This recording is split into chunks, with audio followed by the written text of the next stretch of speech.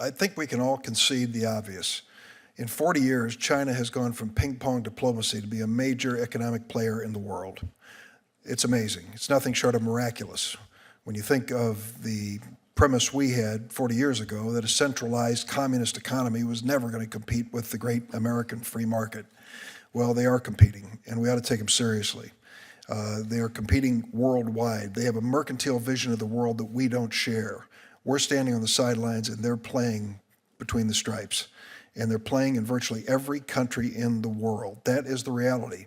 And secondly, they are somewhat ruthless in their activities in terms of where they try to gain markets and how they try to gain markets and how they try to gain a competitive advantage.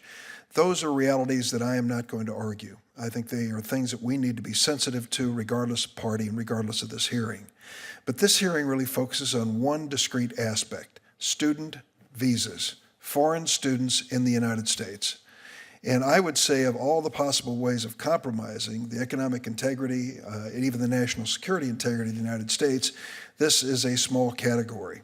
There's a much larger category of cyber intrusion, which is going on constantly, another category of espionage not involving students, and sadly, there's a category where naive businesses are picking up and moving their technology to China to make a buck and find out in a few years they're being invited to leave, but their technology is going to stay. That's the reality of the world that we live in. But today we're talking about student visas, and I want to try to zero in if I can. I assume the agencies represented here, from Homeland Security to the FBI to our intelligence agencies, are in some form of communication about this threat, trying to identify where you think there are vulnerabilities. Is that a fair conclusion? That you all right? I was hoping you'd say yes. Otherwise, we have another hearing coming. The second point I want to go is to Mr. Ramatowski. It seems to me that unlike most visitors to the United States, when it comes to student visas, it isn't automatic. Being accepted at a university in the United States is not enough. You have to go through what you have described as a pretty thorough background check before you're allowed to come to this country and be a student. And in fact, you went through a long list of things, biometric measurements and so forth and so on, and talked about new technology giving you new opportunities to ask questions and the like. Then you went on to say of those who were allowed to come to this country, I believe your testimony indicates that some 100,000 have had their visas revoked once they've been in this country since 2005, that number. So they're here with permission, and it's a permission which is discretionary, which we can remove based on their activity. Am I correct so far? Yes, you're correct, Senator. Good. So when it comes to the actual activities of these students, once they've cleared this hurdle and once they have this renewable temporary approval to come into the United States, the next question Mr. Marasco raises is their access as students to things that are important to us.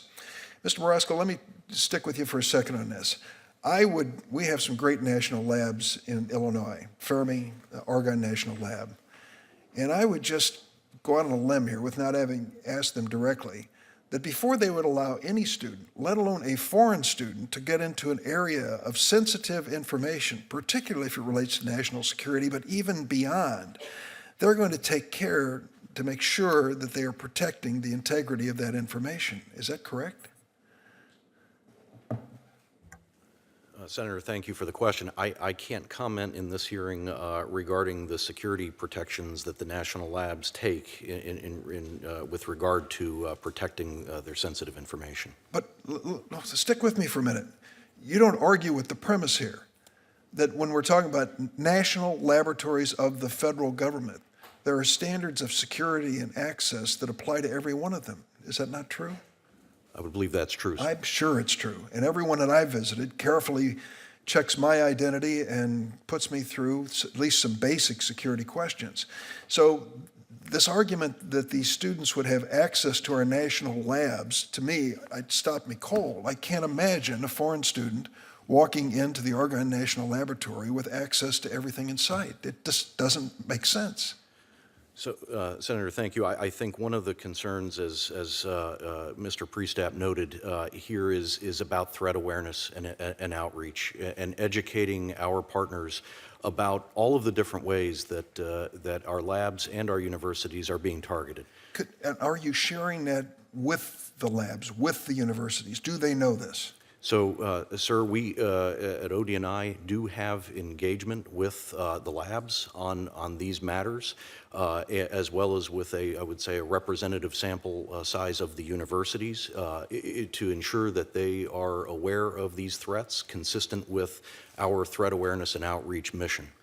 We work hard as senators, Texas, Illinois, Connecticut, Hawaii, and beyond, to try to bring research funds back to our states and state universities and laboratories, because we have a lot of confidence in the way they handle this. I would like to have an assurance from you that you are sharing with these universities and others your concerns about technologies and information that may create a vulnerability. Are you doing that? Sir, I think this is an area where we are exploring ways to further enhance that sharing going forward. Let me first say that our academic institutions are about openness and collaboration, and they must remain so. But we are in a new era where our adversaries have the intent and capability to target sensitive information and technology that is being researched or produced on our campuses. And in ODNI, we are committed to finding ways, working with our mission partners at the FBI and DHS, to find ways to strengthen that relationship and that outreach to academia going forward. Well, I want DHS to do its job, to clear these student visas, to make sure that anyone a suspect is not allowed in the United States, and once here, if they've done anything to raise suspicion, they're invited to leave, wherever they're from. And I think our responsibility then is to the universities, national labs, and other sensitive sources that these students may have contact with, to give them a heads up as to areas where we think there's a vulnerability or a sensitivity. That, to me, would be a sensible approach. Can I ask one specific question? And I don't know if anybody in the panel, perhaps Mr. Ramatowski, could respond. News reports have stated under a new policy to take effect on June 11th, Chinese graduate students will be limited to one-year visas if they're studying in certain fields such as robotics, aviation, and high-tech manufacturing.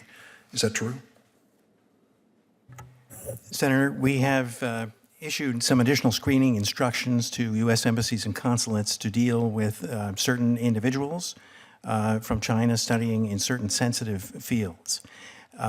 It would not be appropriate to discuss the details of those internal instructions in an open hearing, but what I can tell you is that these are screening measures. They don't, in and of themselves, prohibit the entry of anyone into the United States or restrict access to our country.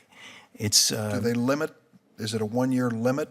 there would, in some cases, the visa, if approved, might be limited to 1 year, multiple entries with the option to renew. It's my understanding this just applies to Chinese graduate students. Is that correct? It applies to certain Chinese nationals, yes, sir. So how will you ensure that students who do not pose a threat are not punished simply because they happen to be Chinese? The instructions are very detailed and apply to certain individuals seeking to study or work in certain sensitive fields, sir. So Chinese students and others who don't meet those parameters are not going to be affected by them. Thanks, Mr. Chairman.